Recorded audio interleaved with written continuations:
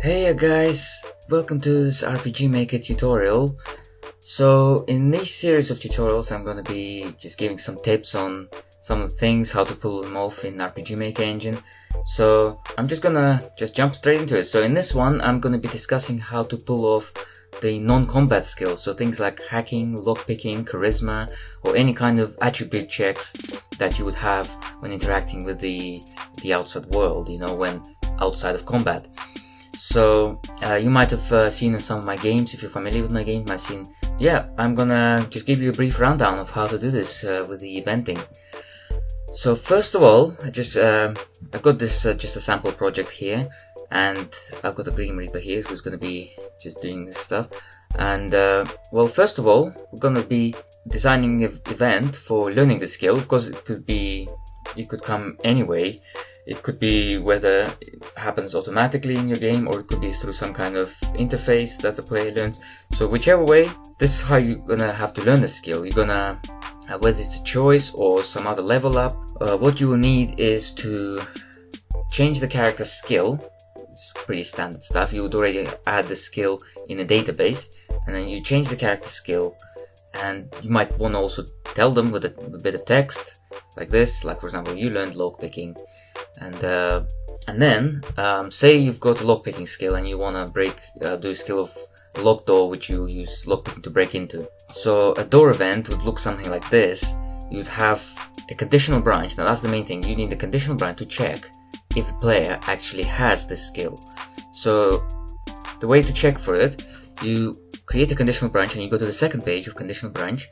You select your actor, whoever is, the main actor, and then you pick the skill and you select which skill it is. And don't forget to also create the else branch. You need that to specify the conditions for when the conditions are not met, so what's going to happen then. And what we're going to do is that in the else branch we're going to put some sort of message or some way of telling the player that they don't have the right amount of skills, or they don't have this ability to allow them to lockpick. So the more kind of indicators you give the players to tell them why they can't do it, the better it is, because you need the players to know.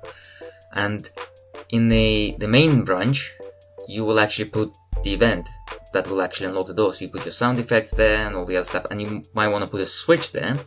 Now what the switch will do is that if you go to the second page of the event, this page of the event will only activate once the switch is active. So this page of the event already has the open door, or the unlocked door, whichever. So once the door has been lockpicked, then you don't need to keep lockpicking it again, because it's already available. So if we test this, now in a test, first we're going to try to interact with the door without having learned the skill. And as you can see, it's not allowing us. It says that we don't have the skill. Now if we try to learn the skill, so we learned the skill, so now we have lockpicking, we interact with the door, and voila, it pops on open. So you can do the same thing goes with hacking or any other kind of interaction with the world. For example, if you remember in one of my games, there was a Telekinesis ability which allowed you to kill some of the enemy groups without even engaging in a fight with them if you have the sufficient Telekinesis ability. So, or this Telekinesis ability would allow you to maybe open up some pathways. So this is another thing you could do. So the same thing. So here we have the enemy. Let's say the enemy which you will either engage in fight with them, or you can take them out from the distance. And let's say you got this piece of debris, you want to throw them at them with the telekinesis. So you could either have this piece of debris be interactive, or you could create like an area where the player has to step into or interact with. And the eventing for this area would be, so basically if you want the player to walk into it, you put it as player touch.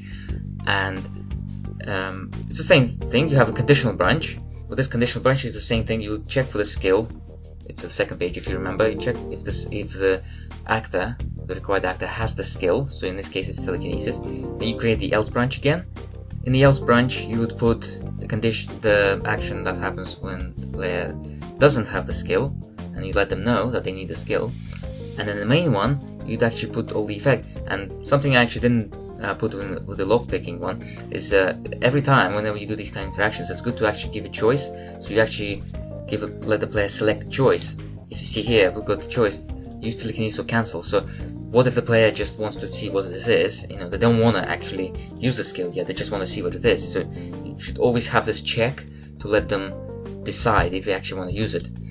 And then once you've done it, then you do all the other stuff, and again you go to switch at the end, and once the switch is pressed, you go to the second page of this event to get rid of this event, basically, because you don't need them to keep interacting with it. And the same with the enemy, you would have, if you see, the first page of the enemy is just the enemy, and the second page of the enemy is activated with that switch. That's when they're already dead and they're not gonna bother you anymore. So let's try this again.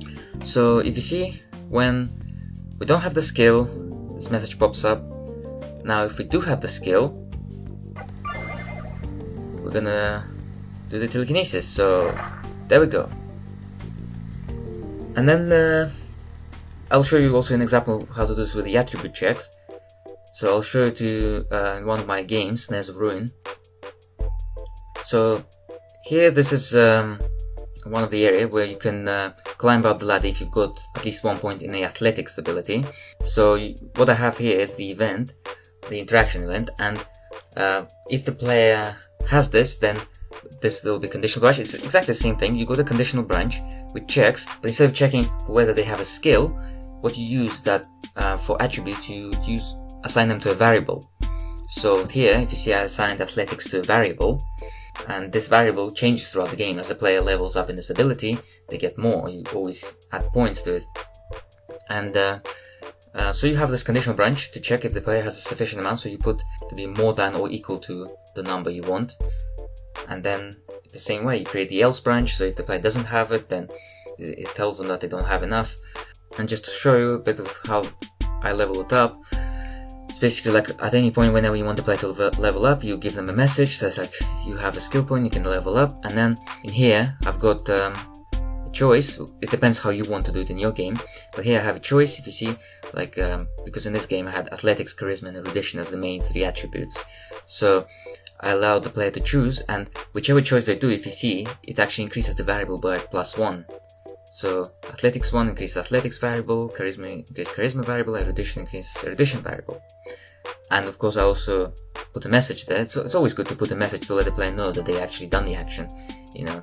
So put a message that says athletics improved, and you can actually do a very nice thing in RPG Maker. You can actually put in, if you use the backslash and then big V, and in the square brackets you put the number of the variable, it will actually tell you the value of the variable. So if you see, I put number 2 because athletics is a second variable up there. So what happens is that it will actually give you the value of athletics. So it will tell you how high is the player's athletics right now. So if they have like 3 in athletics, it will actually say your athletics is now at 3. So this is very nice information to give to the player. So in essence, yep, that's pretty much how it works. And if you have any questions, then put in the comments below, and I'll be doing more tutorials like these. If you like them, also give it a like and let me know. So thanks for watching, and see you guys later. Bye bye.